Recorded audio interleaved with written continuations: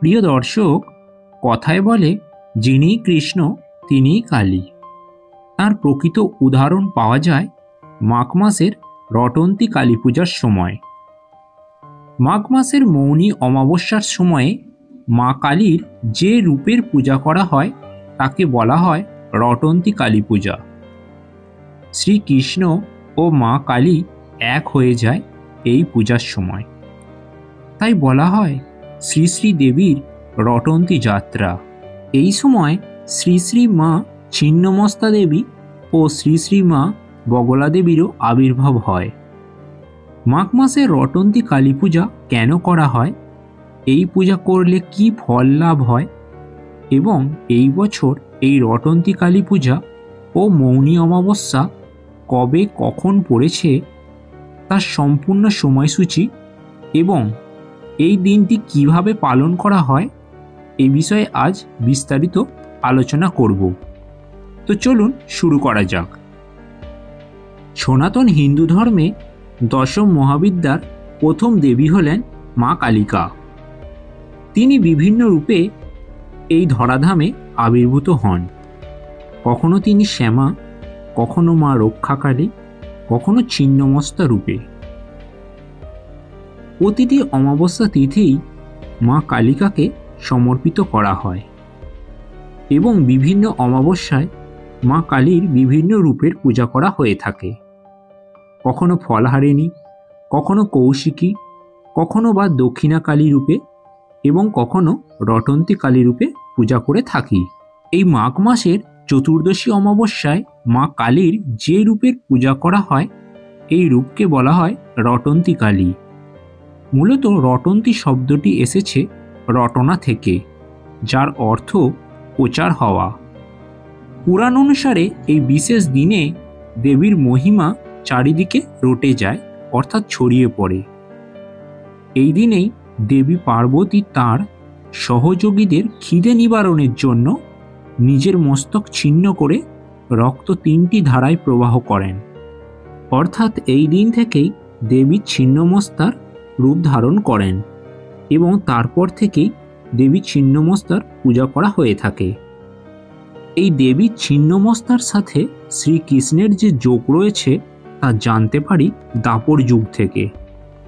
শ্রী রাধিকার গায়ে কলঙ্ক দেওয়ার উদ্দেশ্যে যখন তার শাশুড়ি জটিলা ও ননদিনী কুটিলা প্রমাণসহ আয়ন ঘোষকে দেখাতে চেয়েছিলেন, শ্রী রাধিকা কৃষ্ণের সঙ্গে সাক্ষাৎ করেন। এরপরই আয়ন ঘোষ তা দেখতে যান। তখন তিনি দেখতে পান শ্রী রাধিকা কৃষ্ণের সঙ্গে নয়, তার আরাধ্য দেবী মা কালীর পূজায় নিয়োজিত। অন্তর্যামী শ্রীকৃষ্ণ জটিলা ও কুটিলার গোপন অভিপ্রায় জানতে পেরে তিনি স্বয়ং মা কালীর রূপ ধারণ করেন এবং তারপর শ্রী রাধিকার কলঙ্কও দূর হয়। তাই এই দিনে রটন্তী কালী পূজা করলে ব্যক্তির মান সম্মান বৃদ্ধি পায়।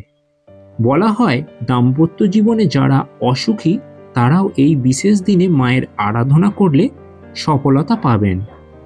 তো প্রিয় দর্শক, এবছরে রটন্তী কালী পূজা পড়েছে পঞ্জিকা অনুসারে 2024-এর 8ই ফেব্রুয়ারি, অর্থাৎ 1430 বঙ্গাব্দের 24শে মাঘ, বৃহস্পতিবার সন্ধে 5:24 থেকে রাত্রি 7টার মধ্যে। এই সময়ের মধ্যেই মায়ের আরাধনা শুরু করা প্রয়োজন। তবে বৃহস্পতিবার সমগ্র রাত্রি জুড়েই মায়ের আরাধনা করা যাবে। তবে এই বিষয়ে মনে রাখবেন, মৌনী অমাবস্যা শুরু হওয়ার আগে পর্যন্ত এই মা কালিকার পূজা করতে হয়, অর্থাৎ চতুর্দশীতেই মা কালিকার পূজা করে নিতে হয়। এবছর মৌনী অমাবস্যা শুরু হচ্ছে আগামী 25শে মাঘ 1430, অর্থাৎ 2024-এর 9ই ফেব্রুয়ারি শুক্রবার সকাল 7:33 থেকে এবং অমাবস্যা থাকছে শুক্রবার শেষ রাত্রি 5:29 পর্যন্ত। তো প্রিয় দর্শক, আপনি যদি এই পূজার নিজেকে নিয়োজিত করতে চান তাহলে মায়ের কাছে একটি লাল জবা ফুল এবং একটি লাল ফল ও ও একটি 1 টাকার কয়েন মায়ের কাছে পূজার সময় নিবেদন করুন এবং মনের আশা ব্যক্ত করুন। দেখবেন মায়ের আশীর্বাদে ঠিক তা পূর্ণ হবে। আর আপনি যদি বিবাহিত মহিলা হন তাহলে অবশ্যই মায়ের উদ্দেশ্যে আলতা সিঁদুর দেবেন। রটন্তী কালী পূজার পরদিন অর্থাৎ মৌনী অমাবস্যার দিন যতটা সম্ভব মৌনতা পালন করবেন। যতটা সম্ভব কম কথা বলা যায় সেটা চেষ্টা করবেন, তাই আপনার পক্ষে মঙ্গল।